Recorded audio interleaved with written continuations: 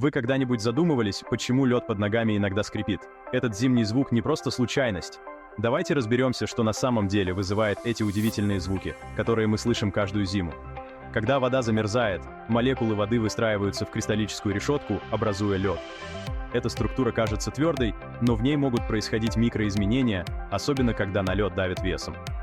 Когда вы наступаете на лед, давление ваших шагов вызывает образование микротрещин. Эти микротрещины – причина того самого скрипа. Они образуются мгновенно и разрушают структуру льда, создавая звук, который мы слышим. Интересный факт – чем холоднее становится, тем сильнее скрипит лед. При низких температурах лед становится более хрупким, и трещины в нем образуются чаще, усиливая звук. Так что в следующий раз, когда услышите этот скрипящий звук под ногами, вы будете знать, что это не просто ледяная поверхность, а микротрещины, создающие удивительную зимнюю симфонию.